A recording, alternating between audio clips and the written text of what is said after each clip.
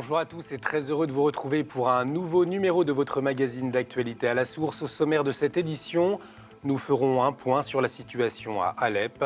Une partie de la population se réjouit de la victoire quasi assurée des forces gouvernementales sur les rebelles, mais pour le père Ziad, jésuite à Alep, un seul objectif, l'unité du peuple syrien. Après l'attentat dimanche dans une église copte orthodoxe du Caire en Égypte, nous entendrons le père Grèche. Hier, il a participé aux funérailles des 25 victimes. Alors que de plus en plus de maternités ferment en France, la maternité catholique Sainte-Félicité déménage et s'agrandit à Paris avec du matériel haute technologie. Détail dans cette édition avec les petites sœurs des maternités catholiques. La semaine dernière, après l'Assemblée nationale, c'est le Sénat qui a adopté le délit d'entrave numérique à l'avortement. La procédure accélérée voulue par le gouvernement suit son cours. Les opposants à ce texte continuent à se mobiliser et à dénoncer un texte liberticide, comme la Fondation Jérôme Lejeune. Aujourd'hui, on en parle avec sa juriste, Lucie Pachery. L'une des actualités de ces dernières heures, c'est la reprise d'Alep-Est par les forces gouvernementales syriennes. Après 4 semaines d'offensive, les rebelles ont perdu la quasi-totalité des positions qu'ils tenaient depuis 2011, un tournant dans la guerre civile qui affaiblit les opposants à Bachar al-Assad. Hier, le pape François a écrit au président syrien pour que le droit humanitaire international soit pleinement respecté, en condamnant toutes les formes de terrorisme d'où qu'elles viennent. De son côté, l'ONU s'alarme des informations qui relatent les atrocités commises sur les populations civiles. De l'autre, la télévision d'État a diffusé des images montrant la joie de la population qui se réjouit d'une victoire contre les djihadistes. Pour le père Ziad qui est sur place, les Alépins pourront se réjouir lorsque le peuple syrien aura retrouvé son unité. On ne peut pas juger les impressions ou les réactions des gens parce que nous sommes un peuple divisé dans les cœurs et dans l'opinion, cœur et opinion. Donc il y en a qui sont réjouissés à cause, ils ont dit voilà c'est la fin de la guerre, mais qui ont dit il ne faut pas fêter ça parce qu'enfin nous sommes un seul peuple. Donc il faut aller plus loin, il faut penser à la réconciliation. Aussi, il faut être miséricordieux, c'est ça. Le miséricorde aujourd'hui est demandé par nous comme peuple syrien parce que pour notre avenir, il ne faut pas compter seulement sur la joie extérieure. Il faut avoir la joie intérieure, ça veut dire la joie d'un seul peuple, d'un seul pays, parce que voilà, tout le monde en Syrie sont des Syriens. Il faut respecter et pencher immédiatement vers la réconciliation, vers la paix intérieure.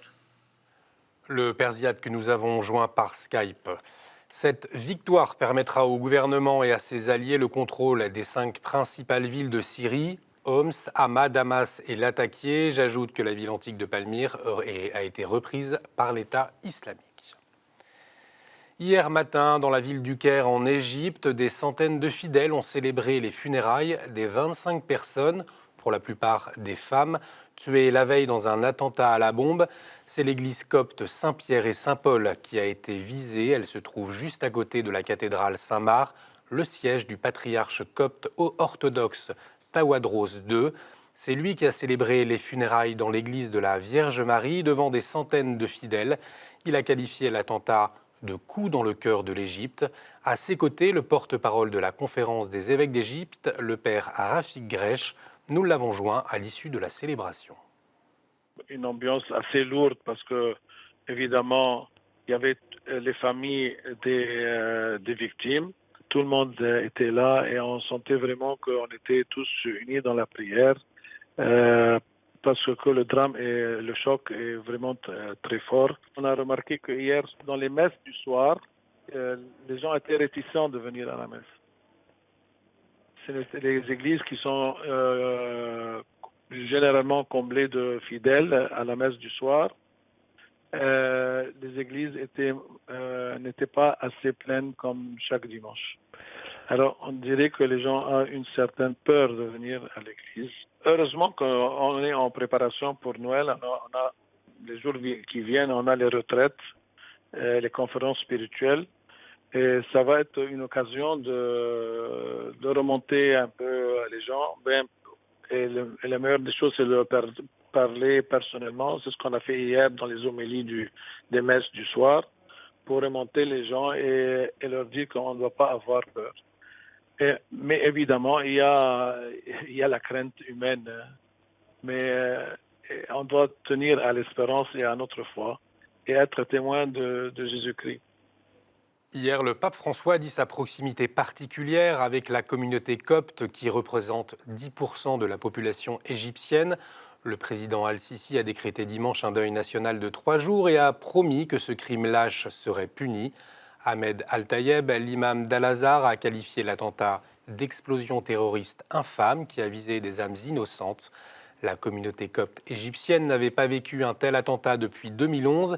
Ces derniers mois, les attaques se sont multipliées contre la communauté copte en Égypte. Le père Samir Khalil Samir, islamologue égyptien, appelle les musulmans à dénoncer davantage ces actes.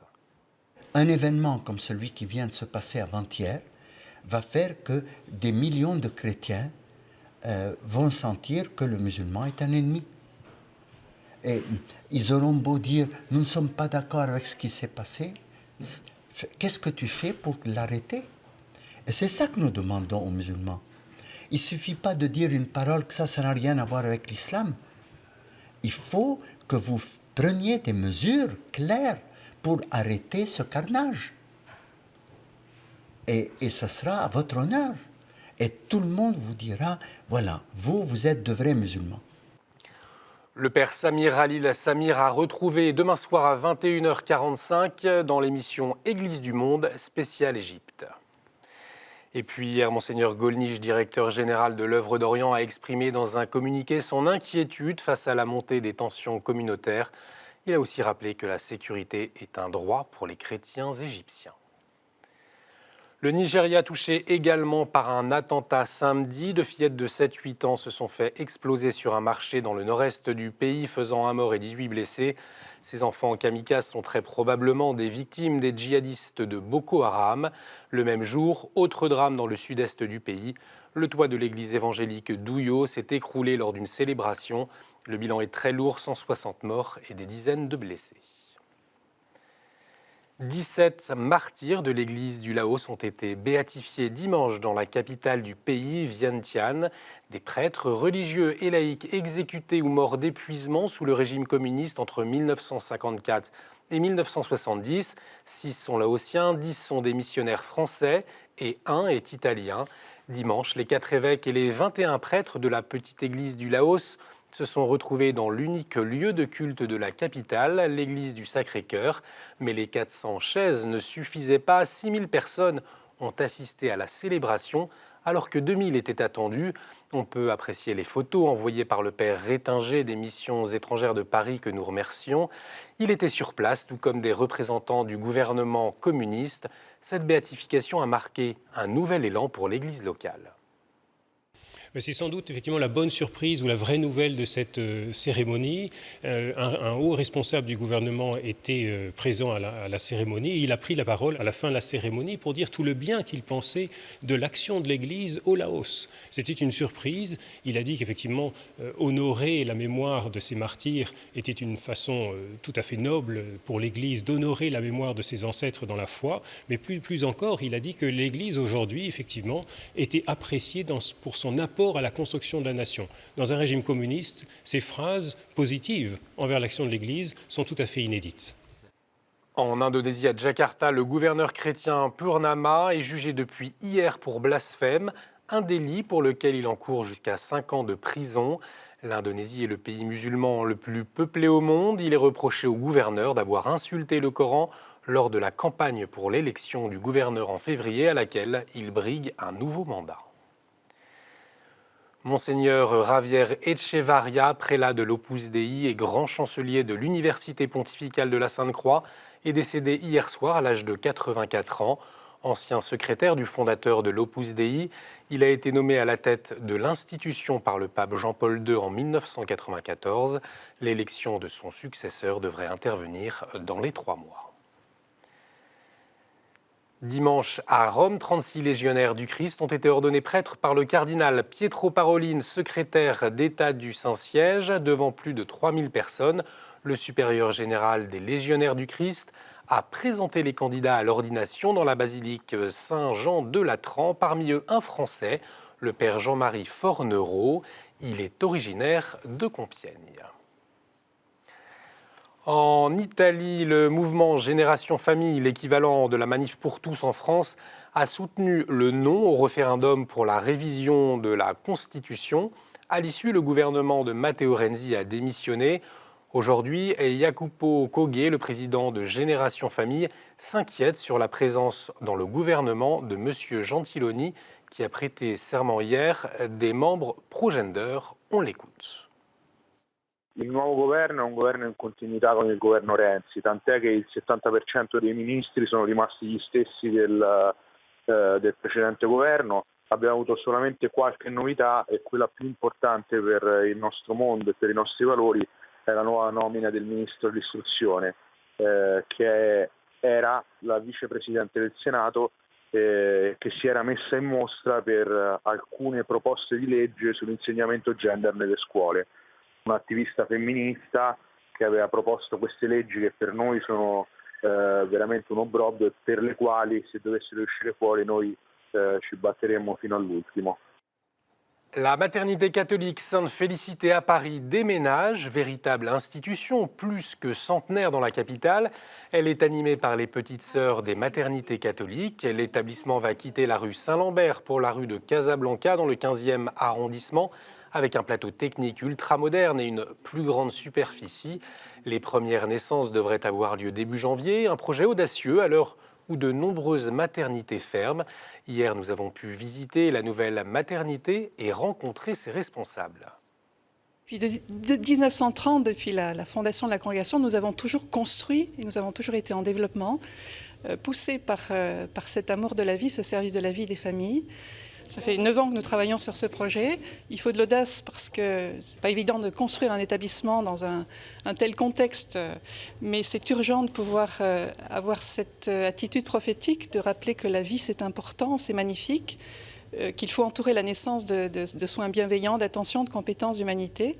Et nous sommes là pour répondre à l'attente et la confiance des familles qui se confient à nos soins. Nous attendons en fait 3200 naissances par an. Aujourd'hui, on est entre 2008 et 3000 naissances. Et c'était nécessaire de déménager puisqu'on était dans des locaux des années 70. Et pour l'amélioration de la prise en charge de la maman et pour des raisons aussi de qualité et sécurité de la prise en charge, il nous fallait déménager dans un nouvel établissement. Donc ici, nous sommes au cœur de la maison. Enfin, nous, on dit dans nos maternités, on a 2 cœurs. La chapelle, où est le présent le Seigneur, et puis les salles de naissance où jaillit la vie humaine. C'est vraiment un lieu important pour nous, donc on a essayé de vraiment bien le penser en fonction des mamans aussi, des couples et des familles d'aujourd'hui. C'est pour ça qu'on a rajouté une salle physiologique, qu'on ne pouvait pas avoir dans le bâtiment actuel, et puis donc des salles de naissance spacieuses, adaptées au goût du jour, et avec bien sûr toute la sécurité, et avec des équipes médicales 24 heures sur 24 présentes. Les petites sœurs des maternités catholiques qui animent 3 autres cliniques en France, 2 à Bourgoin-Jallieu et 1 à Aix-en-Provence. Les guides et scouts de France ont ramené la lumière de la paix de Bethléem à Paris jeudi dernier. 36 d'entre eux ont reçu ce symbole de paix et de fraternité à Vienne en Autriche. Une délégation de scouts belges était aussi mobilisée. Dimanche, une cérémonie œcuménique a eu lieu au Temple Saint-Esprit pour envoyer les guides et scouts de France, mais aussi tous ceux qui le veulent, répandre cette lumière de la paix sur tout le territoire. Depuis 2003, pendant le temps de l'Avent, la lumière est allumée dans la grotte de la Nativité à Bethléem. Puis elle est rapportée à Vienne, en Autriche, pour être transmise de main en main partout en Europe. Des célébrations œcuméniques locales auront lieu partout en France et en Belgique avant Noël pour que chacun puisse recevoir la flamme de Bethléem. Aujourd'hui, c'est la Sainte Lucie. Avec l'Avent, ce jour marque l'entrée dans la période de Noël. La Sainte Lucie est particulièrement célébrée en Scandinavie, dans le sud de l'Europe et en Suède. Samedi dernier, près de 2000 personnes ont participé à une cérémonie suivie d'une fête à l'église luthérienne suédoise de Paris. Le 6 décembre, Sainte Lucie a été fêtée à Notre-Dame de Paris. Le 13 décembre, c'est aussi l'anniversaire de KTO, créé il y a tout juste 17 ans par le cardinal Jean-Marie Lustiger. Et on poursuit notre édition avec le Père Mezza. Dans la Chronique du Monde, il nous parle de Notre-Dame de Guadalupe.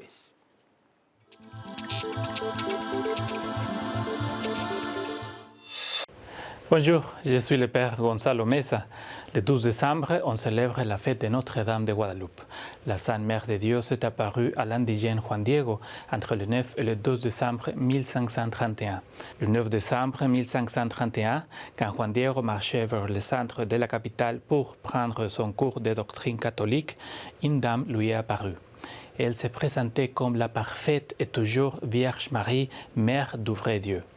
Elle lui a demandé d'aller chercher l'évêque pour lui communiquer son souhait. Elle voulait une église pour y offrir son amour et sa protection au peuple. Mais, comme vous vous imaginez, l'évêque n'a pas cru ce que Juan Diego lui a dit. Il est allé 2 fois chez l'évêque, mais il n'a pas cru.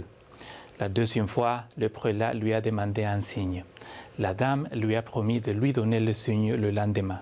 Mais Juan Diego n'est pas revenu, car lorsqu'il est rentré chez lui, il a trouvé son oncle Bernardino très malade. Alors, mardi matin, Juan Diego est allé chercher un prêtre pour son oncle, mais il a décidé de ne pas passer pour l'endroit où la Vierge s'était apparue. Il se disait que s'il s'arrêtait, il n'arriverait pas à temps pour qu'un prêtre puisse réconforter son oncle. Mais la Sainte Vierge lui a coupé la route. Encore une fois, elle l'a réconforté. Elle lui a dit « Écoute bien, mon enfant le plus petit, que rien ne t'effraie ni t'afflige, que ton corps ne soit pas troublé. » Comme l'évêque voulait un signe, la dame lui a demandé à Juan Diego d'aller prendre des fleurs dans la colline. Il devait les apporter à l'évêque dans son cap, le tilma. Après, Juan Diego est arrivé chez l'évêque. Et lorsqu'il déployait son vêtement, le portrait de Notre-Dame de Guadeloupe s'est imprimé sur le tilma. C'est cette même image qu'on vénère chaque 12 décembre à Mexico. J'espère qu'un jour, vous pouvez venir. Ici, Notre-Dame de Guadeloupe vous attend. Je suis le Père Gonzalo Mesa et je vous souhaite une très bonne semaine. Que Dieu vous bénisse. Merci Père. Tout de suite, c'est notre dossier.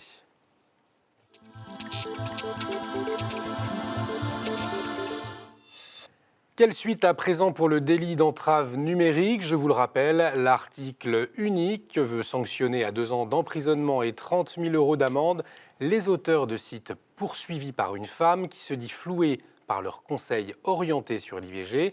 Après le vote à l'Assemblée nationale, puis celui du Sénat la semaine dernière en faveur de ce texte, une commission mixte paritaire est donc à prévoir dans les prochains jours. Les opposants continuent à se mobiliser, comme la Fondation Jérôme Lejeune, qui est dans le viseur du gouvernement. On reçoit ce soir sa juriste, Lucie Pachery. Bonsoir. Bonsoir. Alors, merci d'avoir accepté notre invitation. Pour commencer, est-ce que vous pouvez nous éclairer un petit peu sur cette procédure accélérée voulue par le gouvernement? Où est-ce qu'on en est? Est-ce qu'elle va aboutir? Alors, en effet, le gouvernement a décidé de faire une procédure accélérée pour ce texte qui vise à étendre le délit d'entrave à l'avortement. C'est un pouvoir qui est conféré au Premier ministre de décider de la procédure accélérée d'un texte en vertu de l'article 45 de la Constitution. Il n'y a donc pas de motivation particulière, de raison particulière qui est donnée pour décider de cette procédure accélérée. En tout cas, on peut évidemment supposer qu'elle a été décidée pour que ce texte aille jusqu'au bout avant, donc soit adopté avant la fin de la législature qui est fin février. Alors vous êtes la juriste de la Fondation Jérôme Lejeune. J'imagine que vous êtes très impliquée dans ce dossier. Quelles pourraient être les conséquences pour vous, pour la Fondation Jérôme Lejeune? À quoi est-ce que vous êtes attentive dans ce texte-là? Alors, on dissocie 2 choses. D'abord, et peut-être avant tout, c'est un texte qui porte une menace pour la société tout entière. Parce que d'abord, c'est un texte qui est très arbitraire, en tout cas qui ouvre la porte à l'arbitraire. Parce que ce délit d'entrave, ce nouveau délit d'entrave, cette extension du délit d'entrave que le gouvernement veut faire passer, repose sur une notion très subjective qui serait que toute personne qui s'informe sur l'avortement pourrait porter plainte pour entrave dès lors qu'il estimerait avoir subi des pressions psychologiques ou morales. Et cette notion de pression psychologique ou morale est très subjective, évidemment, et donc ouvre à de multiples interprétations.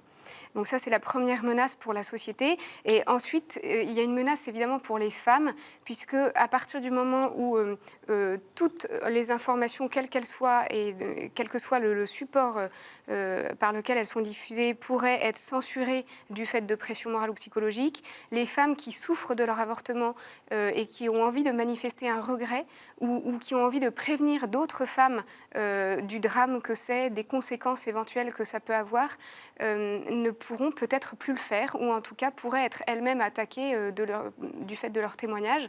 Et ça, c'est terrible parce que du coup, ce texte va créer une rupture de solidarité entre les femmes qui est inhumaine. C'est-à-dire, si j'ai bien compris, que ce texte, eh bien aussi, on peut aussi l'interpréter en disant qu'on ne pourra plus dire que l'avortement, eh bien, ça peut rendre les douleurs de l'avortement, on ne pourra plus les exprimer. C'est ça que vous venez de dire, en quelque sorte. Oui, d'une certaine façon. Alors, en fait, donc, pour reprendre votre première question, on a passé la première lecture de l'Assemblée nationale et celle du Sénat. Et comme c'est une procédure accélérée, il n'y a qu'une lecture par chambre. Et on attend la date de la commission mixte paritaire qui devrait en fait arriver début janvier. Le Sénat a modifié un petit peu le texte de l'Assemblée nationale. Qu'est-ce qu'il a modifié, justement, le Sénat ? Il a réécrit le texte en élargissant, en fait, en considérant que toute personne, quelle qu'elle soit, qui cherche des informations sur l'avortement, pourrait porter plainte pour des pressions psychologiques ou morales que lui auraient fait subir des informations. Mais l'esprit du texte, évidemment, est toujours le même, et toujours le même que celui qui a été voté par l'Assemblée, à savoir que ce sont par essence des informations dissuasives, des informations qui auraient pour objectif de dissuader la femme d'avorter, qui sont en ligne de mire. En quoi, si cette loi passe, elle est un vrai danger pour votre fondation ? Alors, c'est vrai que la Fondation Le Jeune est expressément visée par ce texte. Preuve en est que la ministre des Droits des Femmes, Madame Rossignol, a cité explicitement la Fondation Le Jeune et le manuel bioéthique de la Fondation Le Jeune le matin même de la discussion de l'Assemblée nationale sur ce texte. Qu'est-ce qu'elle lui reprochait à ce manuel ? Elle lui reproche que c'est un manuel de désinformation, notamment sur l'avortement, puisqu'en effet, ce manuel a pour objectif de présenter la réalité de l'avortement et de montrer que l'avortement ne concerne pas que les femmes, mais aussi un être humain à naître, un enfant à naître. Ce qui est insupportable, évidemment, pour Madame Marisol Touraine. Mais si de fait ce texte menace d'une certaine façon la Fondation Le Jeune comme d'autres associations, parce qu'elle a un discours qui veut protéger la vie et protéger la dignité de l'enfant à naître, la Fondation n'en a pour autant pas peur, parce qu'elle a déjà eu l'expérience malheureusement d'être censurée dans sa liberté d'expression. La dernière en date était notamment la décision du Conseil d'État qui a confirmé la censure de la vidéo Chère future maman, dans laquelle la Fondation avait pour objectif de sensibiliser sur le bonheur des personnes trisomiques 21. Et le Conseil d'État a considéré que comme cette vidéo s'adressait à une future maman, à une femme enceinte, le message était ambigu et pouvait fragiliser le prétendu droit à l'avortement. Alors, je le rappelle, la Fondation Jérôme Lejeune, son premier combat, c'est de chercher un traitement contre la trisomie 21, mais aussi soigner les patients. Est-ce que cette loi de délit d'entrave numérique pourrait avoir des conséquences sur cette activité première de la Fondation Jérôme Lejeune ? Je ne pense pas. Je pense que c'est plutôt dans la troisième mission statutaire de la Fondation que c'est plutôt la troisième mission statutaire de la Fondation qui pourrait être menacée, qui est la défense de la dignité des personnes trisomiques 21 et plus largement de la vie naissante. En revanche, ces deux premières missions qui sont la recherche et la consultation, le soin des personnes trisomiques 21, relèvent plus du handicap et du côté médical, et donc on peut espérer qu'il ne soit pas menacé par ce texte. Une dernière question. Comment est-ce que vous allez continuer à vous opposer à ce projet de loi ? Alors, nous allons d'abord être très attentifs à la suite de la procédure législative. Donc, nous allons être très attentifs à la commission mixte paritaire et éventuellement à la dernière lecture ou à une lecture définitive à l'Assemblée nationale. Et puis surtout à la saisine du Conseil constitutionnel des députés et des sénateurs qui a été annoncée par les Républicains. Et puis à cet acte politique qu'est cette proposition de loi par le gouvernement, il y a une réponse politique et citoyenne, une mobilisation citoyenne qui pourrait être une réponse. Et la Fondation Le Jeune fait partie des organisateurs de la Marche pour la vie qui a lieu le dimanche 22 janvier 2017. Et la Fondation Le Jeune invite tous les citoyens à manifester pour protéger la vie et pour se lever contre ce texte liberticide. Merci beaucoup, Lucie Pachery, d'avoir accepté notre invitation. Merci à vous pour votre fidélité. Cette émission est à revoir sur notre site internet www.ktotv.com. Vous pouvez également réagir sur les réseaux sociaux avec l'hashtag à la source. Excellente soirée sur KTO, à jeudi.